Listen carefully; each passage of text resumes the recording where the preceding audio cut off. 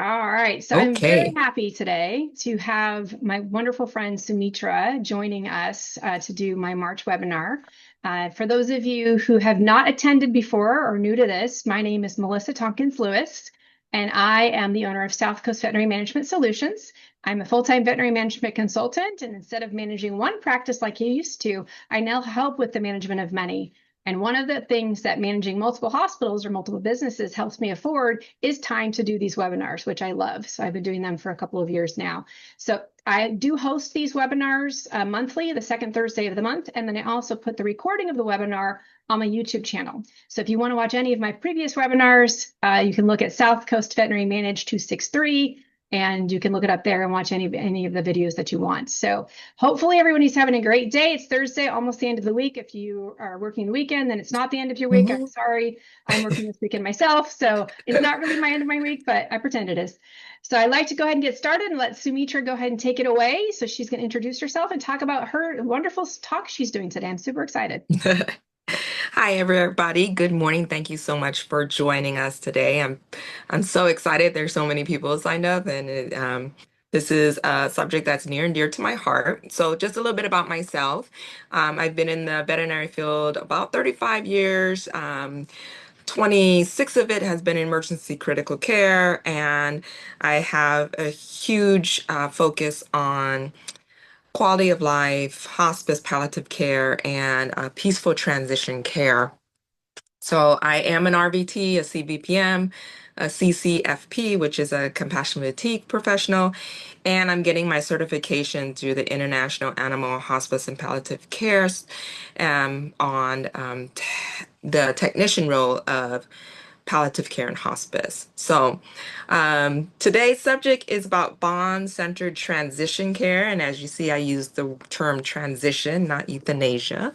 And so, let's get started because I know some of you guys are at work, so I don't want to take up too much time. And you have to forgive me because once I share my screen, I kind of disappear, which we'll figure out if I do this again how to do this because I'm an animated talker, so I'm like, I can't use my hands. So, but you'll see my screen, which is more important. Let's see.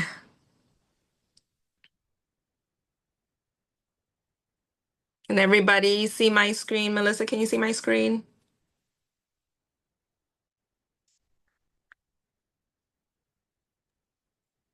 Yes, I can see it fine. Okay, perfect. So today, like I said, today's conversation is about bond-centered transition care, and this is about understanding the importance of the human-animal bond in transition care, and how can we help communicate and discuss things with the clients that make them feel a little bit more at ease regarding their decision making and making it a universal group discussion where they're involved in their pets transition. Okay, so the first thing obviously we need to understand is what is bond-centered euthanasia, where is it stemming from, what are the effects, of the human animal bond on our body and our health, and what's the expectation, how do we apply it, and what's the impact? Okay, so let's start off with what is bond centered care? Okay, so to put it simply, the definition is to focus on the importance of understanding and involving the family with the transition process. So we allow them without judgment to express what they want to create in the environment, recognizing and communicating the uniqueness of each pet, personalizing their transition care, being genuine. And of course, this is all in the hospital setting, or if you're mobile in their home setting, we can personalize things in the hospital setting too. And I think we forget about that part.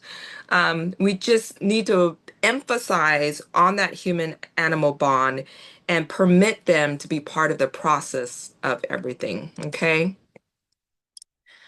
So, is the human animal bond behavioral, biological, or both? So, part of understanding the importance of bond-centered transition care is to understand the human-animal bond. So if you look at the photo, this is a 12,000-year-old skeleton that was found in Israeli. Northern Israeli, it's part of some dwellings that were unearthed. And if you see by the skull, there's a hand reached out underneath their head. Well, right above that hand, what that hand is somewhat caressing is actually the remains of a canine. So we're talking about 12,000 years ago, there was an importance of the human animal bond. We don't know if this skeleton, they couldn't tell if it was male or female, but the importance is this person, whether they died before or after their pet, felt the importance enough to include their fur baby in their burial. And as you know, many cultures, the burial part is very important as far as symbolizing the things that are important in your life that you treasure, whether it's materialistic things or in this case, a loved one. What's interesting enough is just about a month ago, my husband and I went on a cruise and we went to Belize and visited the Mayans there. And we saw a gravesite. So in the Mayans, they did the same thing. I mean, this is across the world. So there was a gravesite. It was a royal gravesite. And buried with this prince was human and animal remains. So there was a large dog in there with him, and he was also caressing that pet. So we just have to remember that this stems from a very long time in the process that we are just beginning to understand the importance of it. So is it behavioral? Yes, because if you think about it, we domesticated and selectively bred some wolves to help us protect the camps back then. We domesticated horses to help us hunt. So we trained them to help hunt and protect the tribes and the villages way back then. So we are connected to them through their behavioral resources.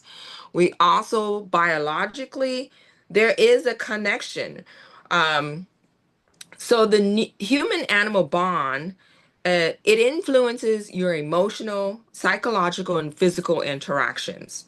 And and we'll break that down on how it's biologically connected to us, but we have to keep in mind as far as when you're going to human and human interactions, it's neurophysiological stimulation and it's a motherly stimulation. When it comes to a human animal neuropsychological stimulation, it's between the social bonding and the social connecting. So those are things that we need to keep in mind. But the answer is yes, it's both the behavioral and biological. So look at this picture. What is this? I'm sure some of you guys have zoned in on one of these photos and it made you feel good, right?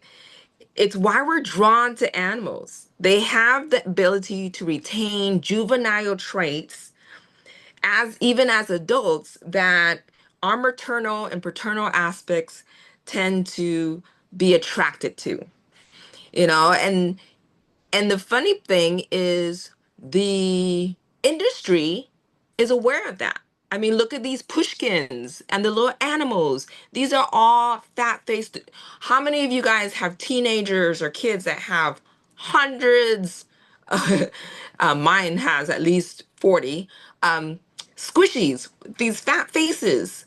Okay, because they're driving on our attraction to juvenile traits. There's an article by Marna Burgi and Francesca Cirulli, which is called Pet Face. And it's the mechanisms of underlying human animal relationships and it's based on what your pet's face is, you know? So what we call this is neoteny. It's the retention of juvenile traits that attract us as adults. It even works with people. If you look at models and a lot of actors, people in the public figure that people say, oh, they're beautiful, they're very attractive. You look at the symmetry of their face. You look at sometimes they have a little bit of neoteny, the softness of their face, right? Or like in the fox's case, the big ears that attract the innocence of the eyes, right? Some of this is also called the baby schema content. This study shows that people with baby faces are more approachable.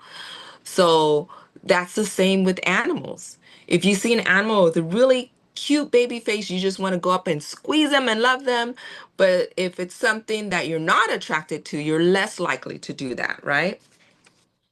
So to understand the biological aspects of the human animal bond, let's think about the love hormone, or also known as the molecule of connection, which is oxytocin. We've all know about oxytocin. It's released in both sexes, right? And it's part of the limbic system. And what we have to remember is oxytocin helps control your amygdala. So, what it does is the amygdala is part of the limbic system. It helps control fear. That's the main emotion that it controls is fear. What oxytocin does, it releases the hormone that calms your amygdala.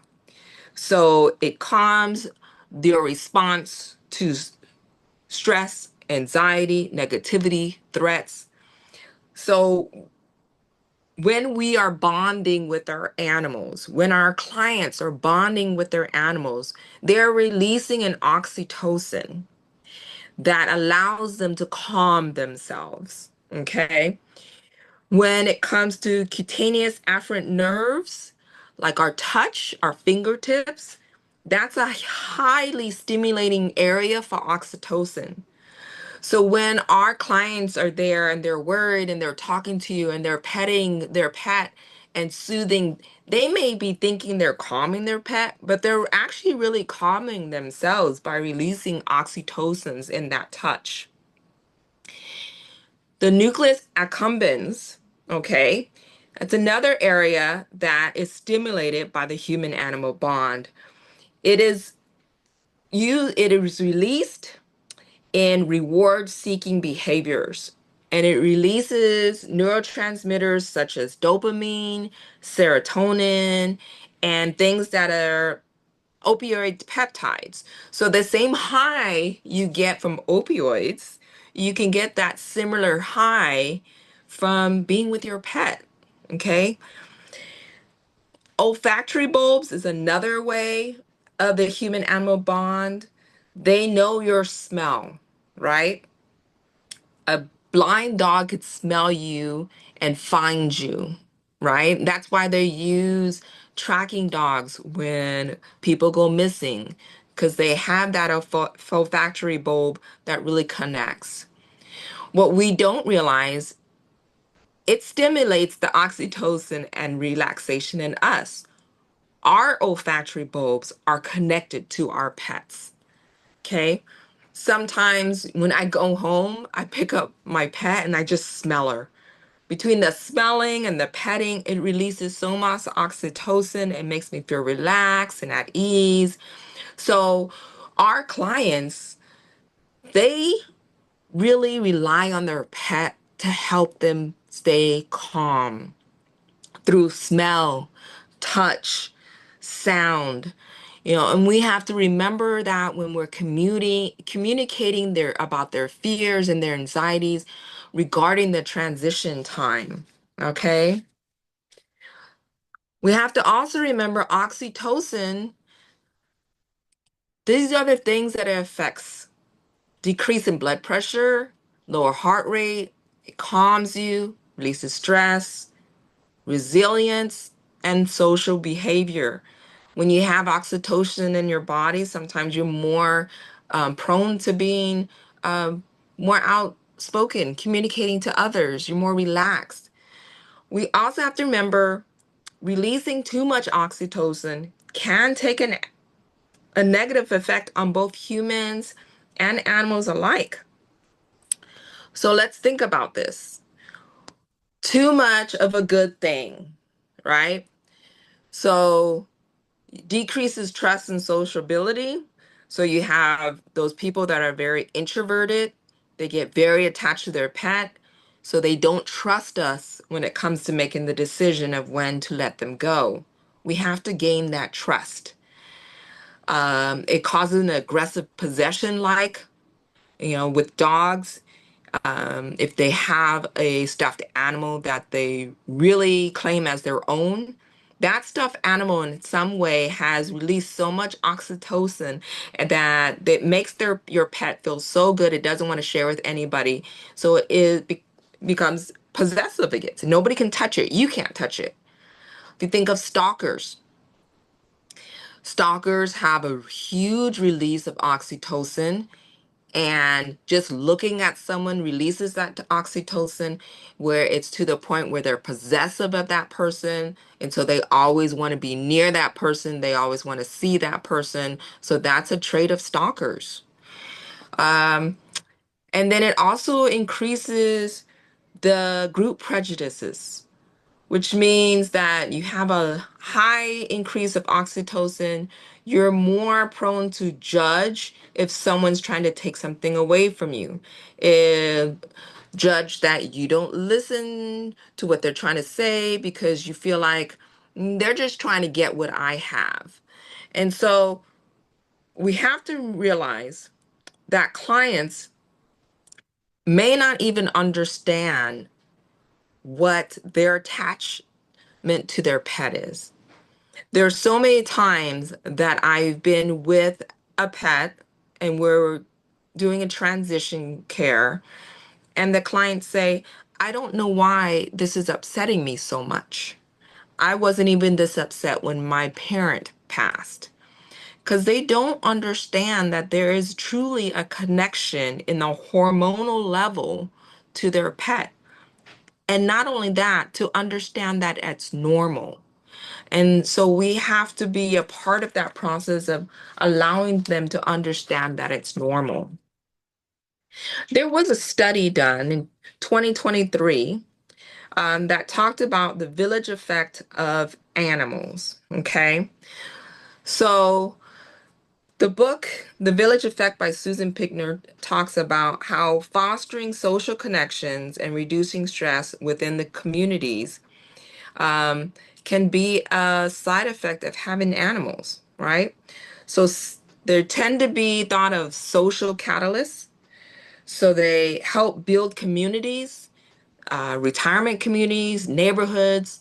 You're more prone to say hi to a neighbor when they're walking their dog than if they were just walking by and they don't have a pet with them.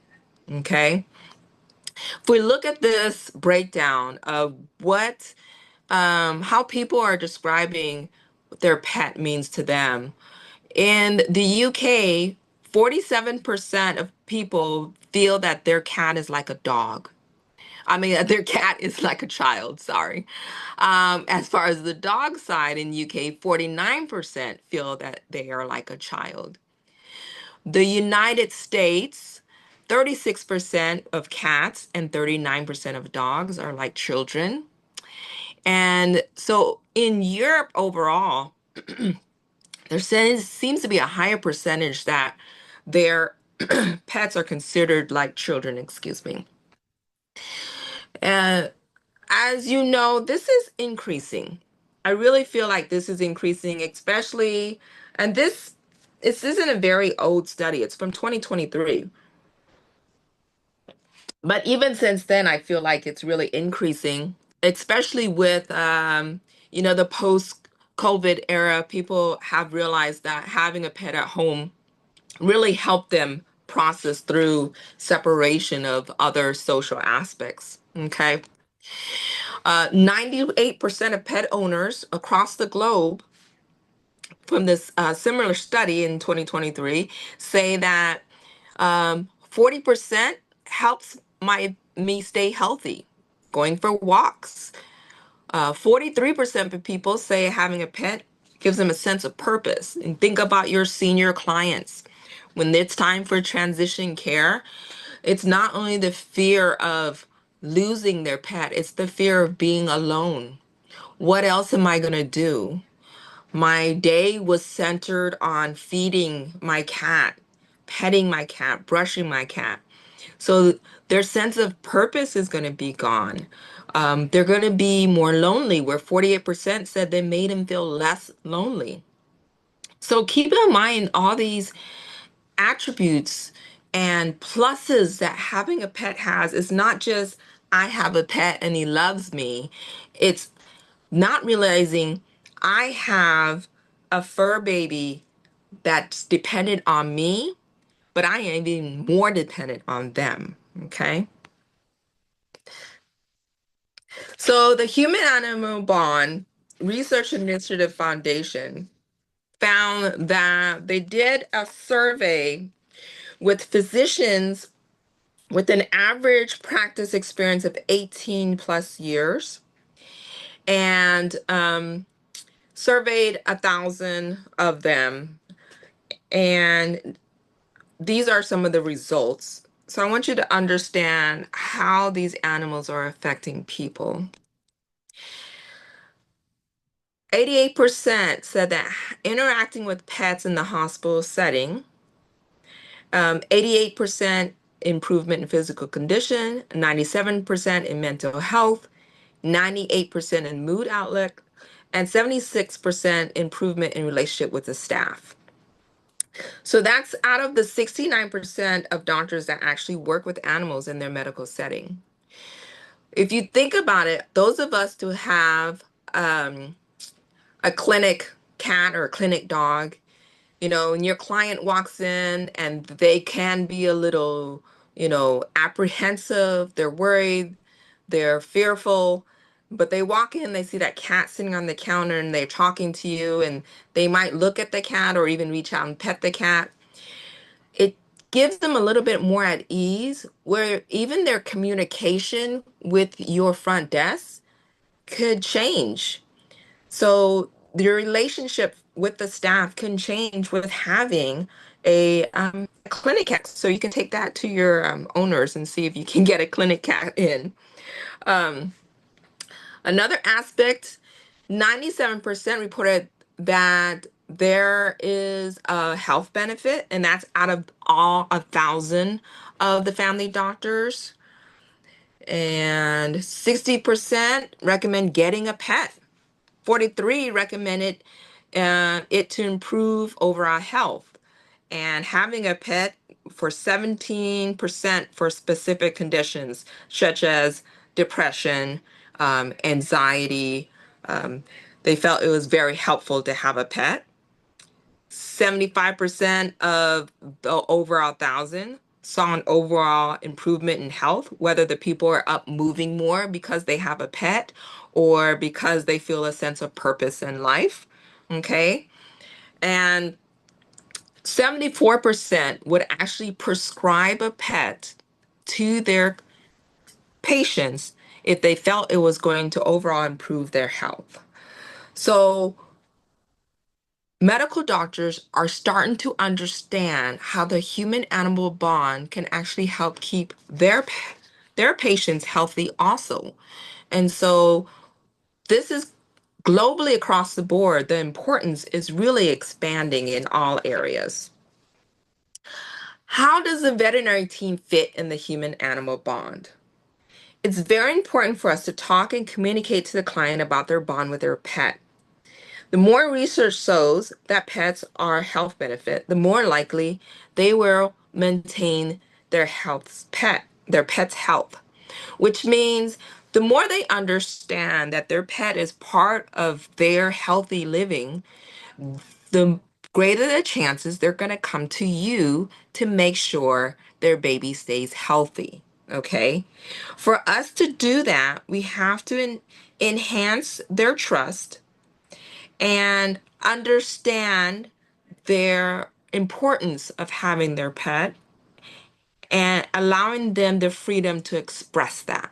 Okay. 63% of pet owners that discuss health benefits with their vet um, are increased from 56% in 2026. The more they talk about it, the more they're going to bring you for health. They're more likely to visit a veterinarian if they discuss benefits of the human animal bond with them. So 65% of pet owners said they would more likely visit their vet if their vet understood the human animal bond aspect. So it's very important that we keep in that in mind. Okay. We also have to remember that overall, it supports the well being of clients and our team. When our team understands what the aspects of a human animal bond is and how it affects the choices our clients make, the communications that we're having, then they have a better understanding of why some people may have anxiety. Some people may not be able to be with their pet when they're being processed for the transition care. All these decisions come from deep down fear, okay? We also have to remember that the financial status does not correlate to the strength of the bond between their client and their pet. We tend to forget that. Who does euthanasia affect?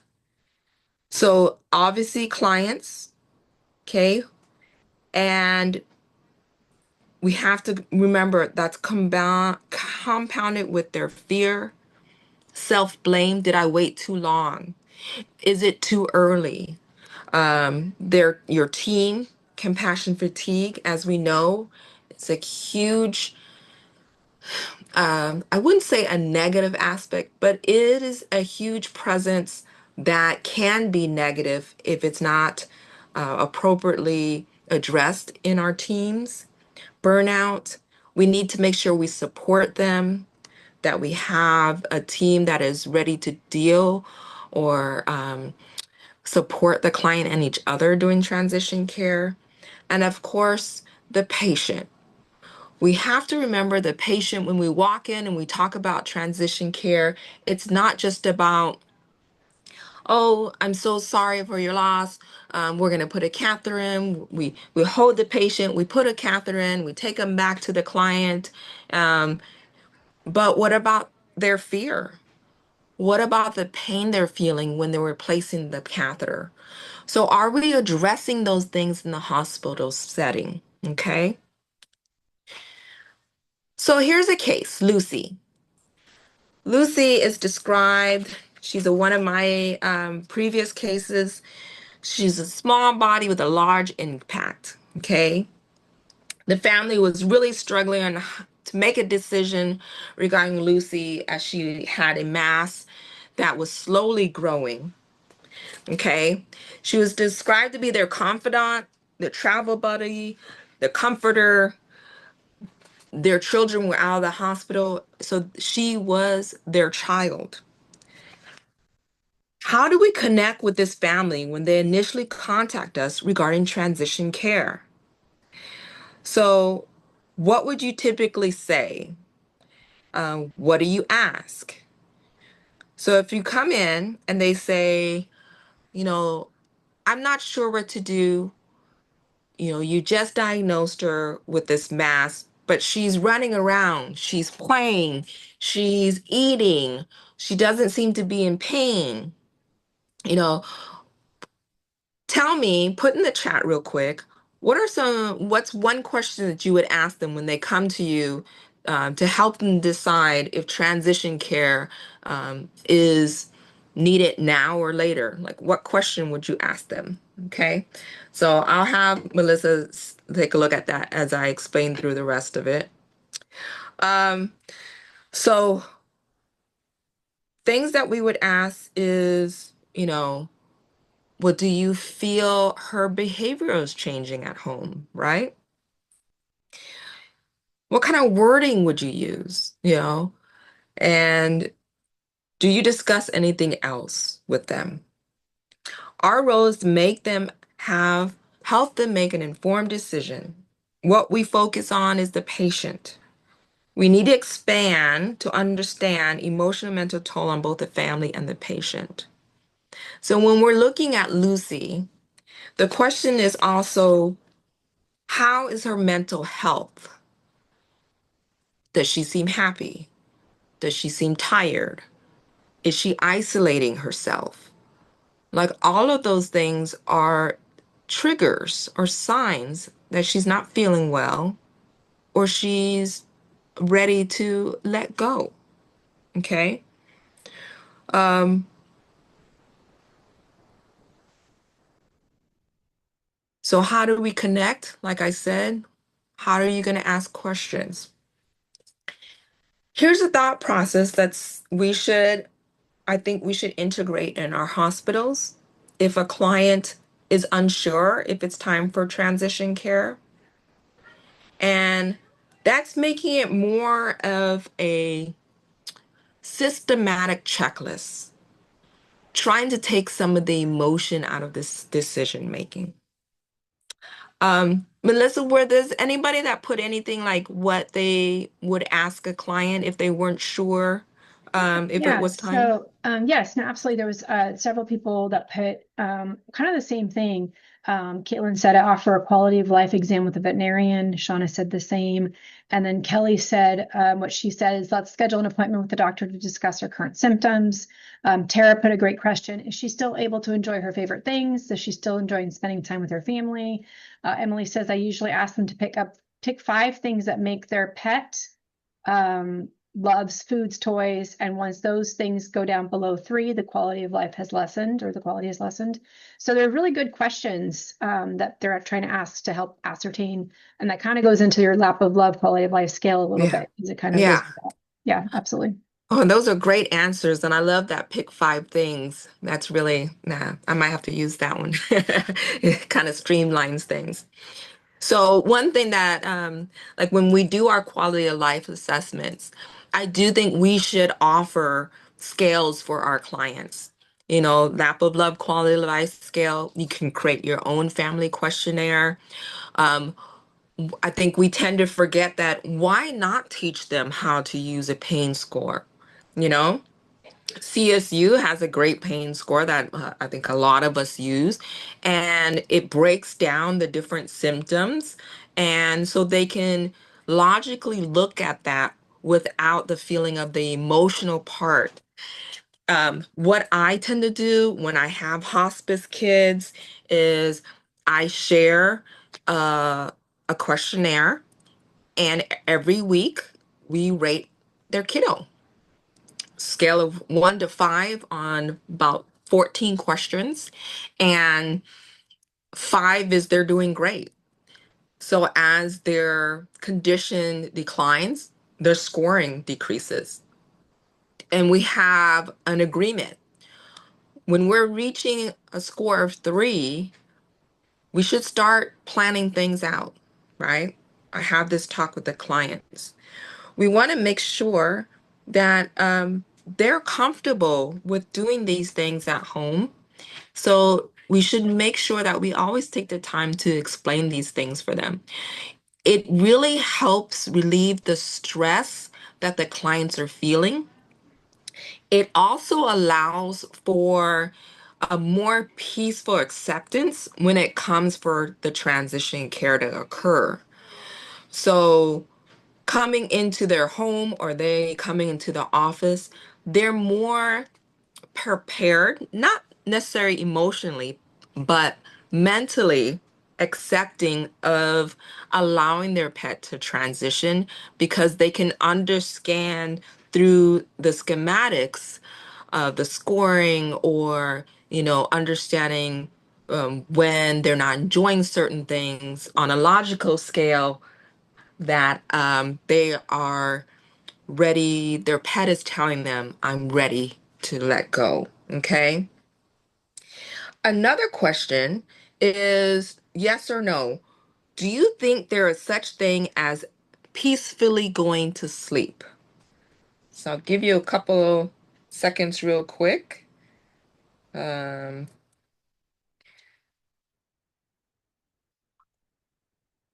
so Melissa, is majority of people saying yes or no? Um, I put yes. Tara put yes. I've seen it not go well, but I have seen it peaceful. Sky says yes. Kelly says yes. Okay. So I Linda think, says yes. okay, I think with assistance, the majority of transitions can be peaceful. What we do need to prepare our clients for those who would want to just take them home and allow them to pass peacefully. I don't think some of our team members, when we're discussing things with our clients, and sometimes they're on the fence and we're trying to help them decide, um, it's not always peaceful. If it's a pet that has CHF, or they have a respiratory disease, or they have HSA that's bleeding out, those things are not a peaceful process. Um, if you have pneumonia, your lungs are full of fluid. Um, they are struggling to breathe. That's not peaceful. HSA is a bleeding out. It can cause pain and discomfort, the paleness, which then leads to them having to suffer through and trying to get oxygenation because of lack of blood. It's not as peaceful as we would like for them to go on their own with that. So we have to remember that death is not always peaceful, and it's okay to tell them that. If they have one of those candidates that you don't feel is going to pass peacefully at home because they don't want to um, assist with transition care, we have to let them know that it may not be peaceful. We have to allow them to understand that um, that their pet can be essentially drowning if they have fluid in their lungs, that there is the mental state of fear as their body is changing, and they may cry, they may void bowel or urination, their body may convulse. So if people say, I'm going to take him home and let him die peacefully in his sleep, we hope that happens, but we needed to prepare for them that it may not. With that being said, that could be something that help them decide if they want assistance with the transition. Okay, so we have to make sure we understand that the clients, they feel overwhelmed. There's a lack of understanding of information, lack of reassurance, and sometimes they have an inability to cope with the impending loss. Daily assessments, the scale, understanding what it means as far as transitioning at home without assistance, all of this information can help them understand and maybe make a more educated, logical decision without emotion of when and where they would like their pet to transition. This also helps with the family if with amongst the family they're disagreeing. How many times do we see that? I think it's time. I don't think it's time. Okay. So if you give them something that they can use as a scaling point that has definition of where to rate them, like the lap of love does, it allows the family to focus on their pet and scale it logically versus going back and forth saying, I think it's time, I don't think it's time. Let's look at this and see by the symptoms and what we're observing when it's time. Okay. Stevie is one of those kids that just really quick was they weren't sure when it was time. We did quality of life assessments, and after a while, she transitioned, and but it was a good 2 months with assistance. And so we are part of that assistance is making sure that they have the nutritional support, the medical support, the emotional support for this family. Okay. So it's time. Now what? What do we need to consider when it comes to um, transition care? The communication, patient prep, personalizations, hospital settings. Okay.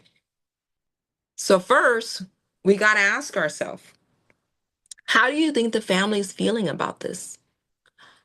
Are they ready? Are they highly emotional?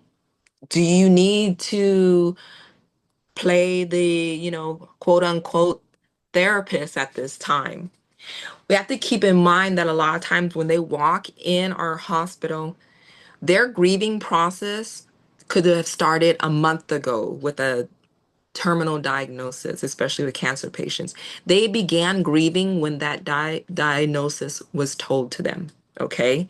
So when they come to us, they really need the support and understanding of what they're going through. We have to try to balance compassion with this efficiency too. So your team maybe they have multiple patients and then this euthanasia comes in. We can't rush the process of communication. Um, Sometimes our team can try to be compassionate, but it comes out short because they're busy about going to see something else. If you have a large enough team, maybe this is a time to consider who's going to be our transition nurse today. Someone that we are going to make sure we keep available when we know a transition care has an appointment is coming in. Even with quality of life assessments. I know a doctor usually comes in the exam room and performs that, but I encourage having um, a technical team member there too to support the client, okay? Um, and really provide feedback, or you have someone in house, such as those that of us that are lucky to have a veterinary social worker or someone who's compassion fatigue, coming in after the doctor does an assessment to be with the clients. That's kind of what I do at the hospital setting here is I have some doctors that will come and let me know I have a client that needs some guidance. Okay, so it's great to have someone trained to do that and available. Are you inserting personal views? Let's try to avoid doing this.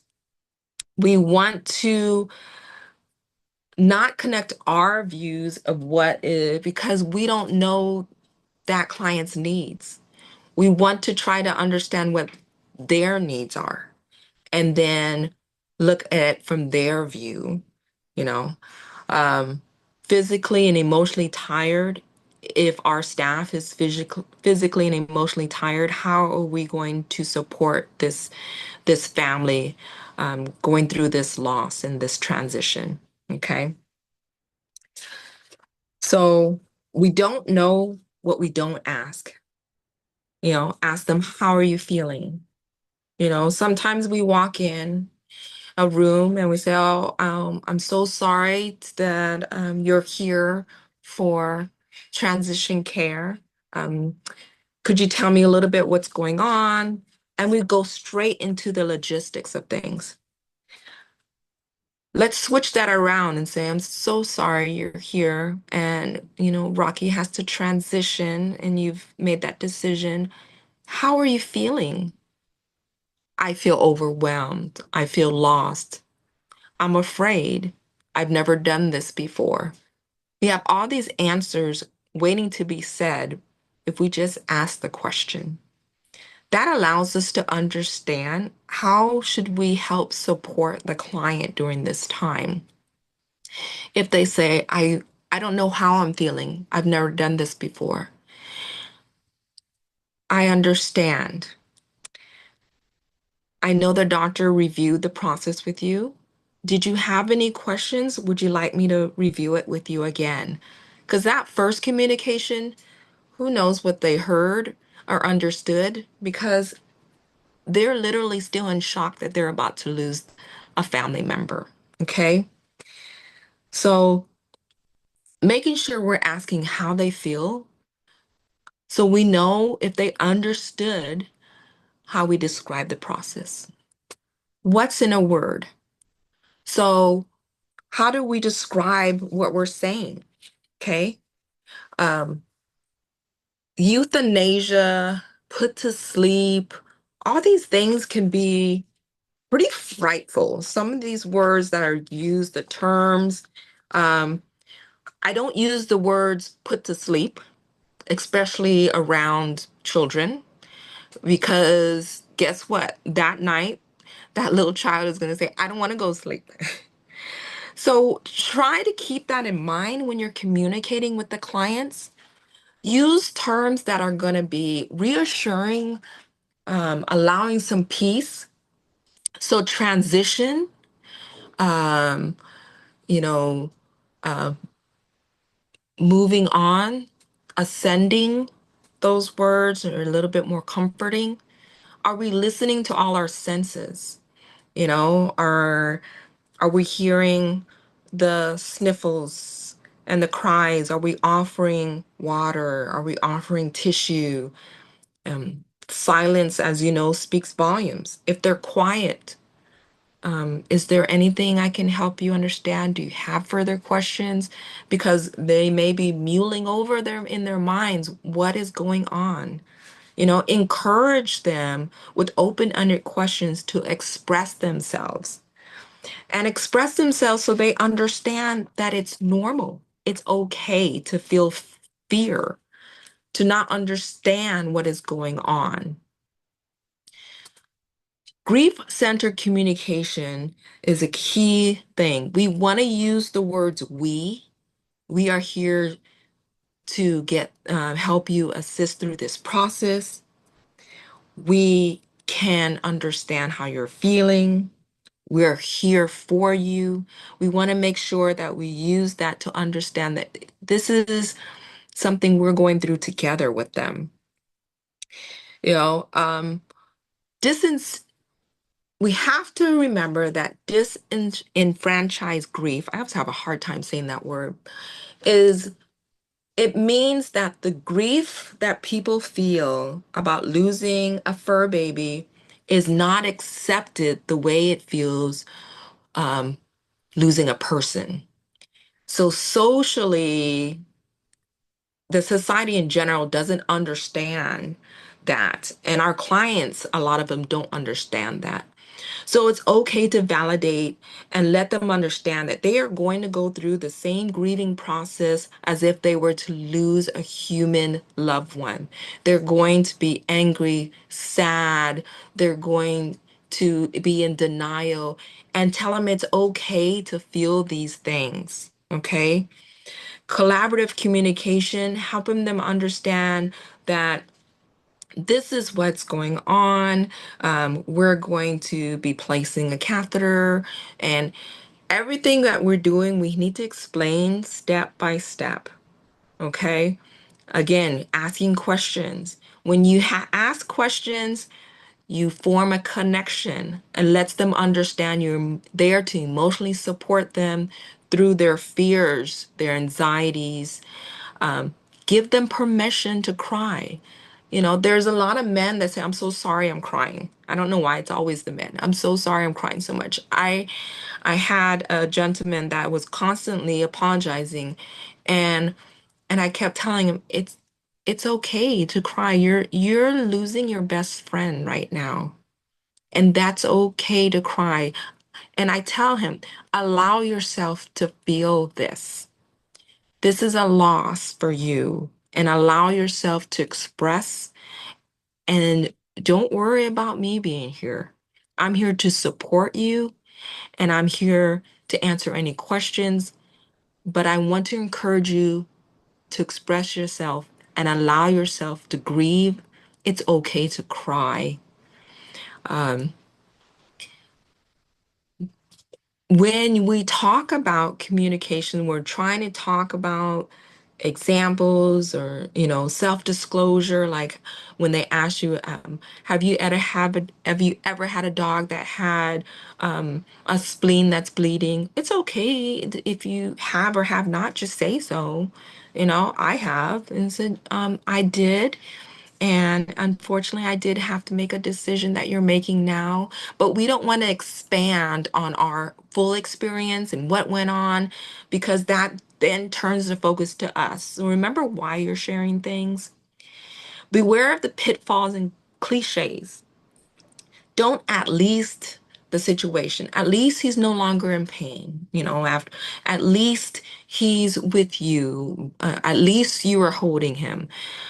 That kind of minimizes the process and the huge effect that it's having on the family. Try not to cheer them up. It's okay. Oh, he's at, you know, again, minimizing the process. Humor can be powerful or it can be a smack in the face. Read off the clients. Um, I had a family just the other day, and they had a spicy little chihuahua, and their humor during the process was just talking about all the ways he tried to bite everybody that came over. And that allowed them to really celebrate his life in a way, his sassiness. And it was okay to encourage that.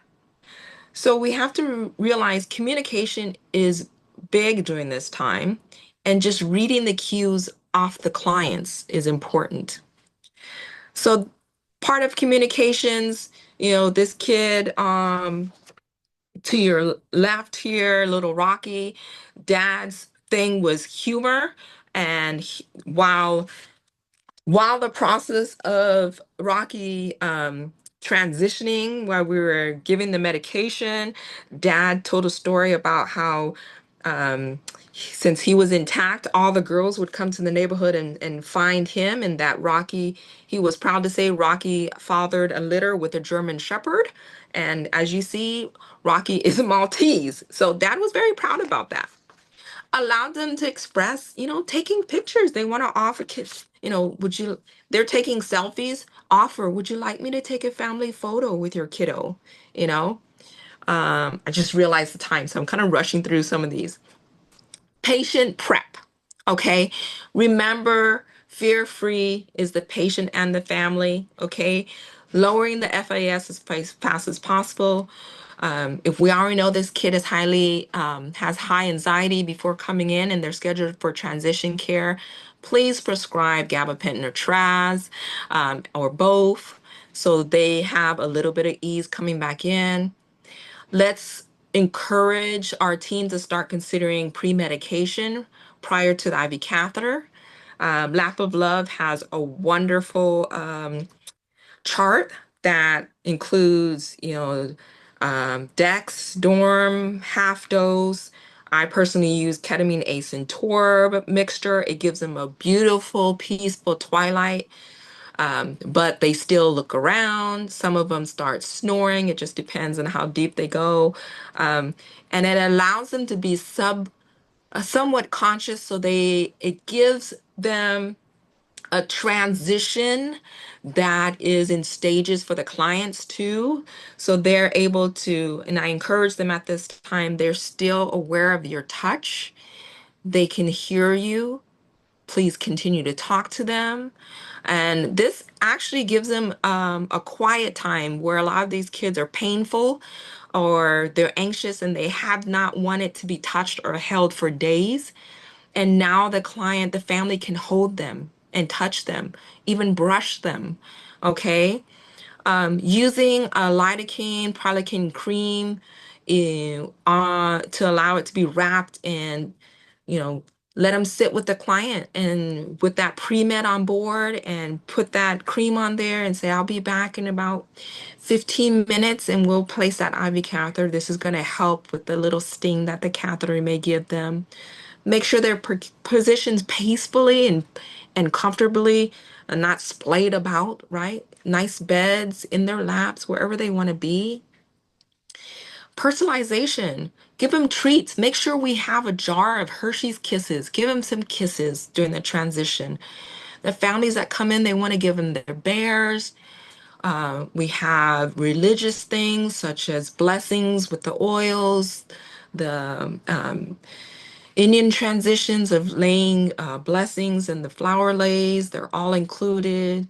You know, Bezos family showed a slideshow. The kids decorated things, gave Bezo a flower lay, a crown, pop cup. Encourage them to bring all those things into your office. Make it personal, make it a celebration of life. Let's keep that in mind, okay? Bezo's little love letter. Make sure we have a proper hospital setting. We're just not using a cold table setting. If you don't have a spare room, make it easy to transition an exam room. Have a portable um, large bed or a cover that you can put on the exam table, right? Offer things for them to do during the process. You know, goodbye, writing notes on a little heart that you can send with the cremation. Offer ready-made clippings of hair or paw prints. Allow them, sometimes we wait until they leave to do these things. Ask them if they want to be part of the process. Some families want to be part of that process of getting the hair, of making the paw print, making that available for them to do. Okay. Um, Make sure that you understand that part of the transition and communicating is with the pet. Don't be afraid to kiss the pet. Tell the baby you did a beautiful job. Rest easy, my love. Like, if you're comfortable with their deceased body, the clients will be. Okay. If you're comfortable and at peace, the clients will be. You know, don't let them leave empty-hearted, empty hands. Give them something to hold. Okay. I'm processing this quickly.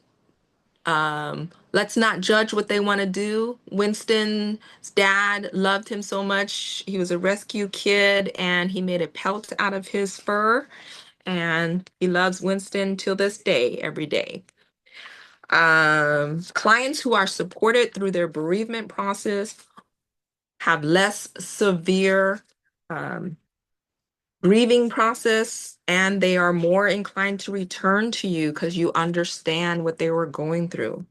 Let's make sure to give them resources such as pet support groups. Jasper Grief is an online volunteer of veterinary staff members and doctors that give pet loss community and support. That's one thing.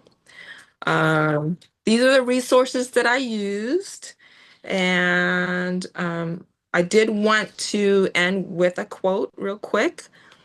I've learned that people will forget what you said, people will forget what you did, but people will never forget how you made them feel. I want you to understand that how we make them feel through this process, and that it's okay and accepted to feel what they're feeling because there is an inert connection to our fur babies. Um, if we let them know we understand that, then they are more comfortable coming to us. This is my personal baby that transitioned a year ago. He is truly my soulmate. And so, with beyond words, he knew everything I felt. Um, and I had a wonderful support team when he transitioned. Sorry, I rushed towards the end. There's so much more I want to say about the communication, but maybe there'll be a part two. Um, Let me stop sharing and see if there's any questions or anything.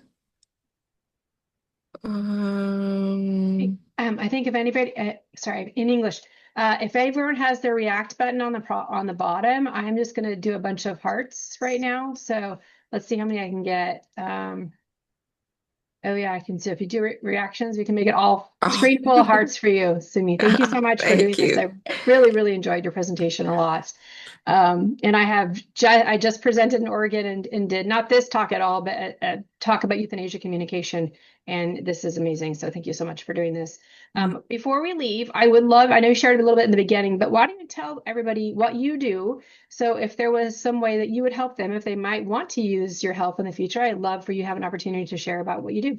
Oh, yes. So I'm always available for coming to the team and talking in person and presenting. Um, I own Hearts at Ease Animal Care, which is an in-home hospice, nursing hospice. So I go out and I assist clients with hospice care, palliative care under the direction of discharges their primary doctors gave.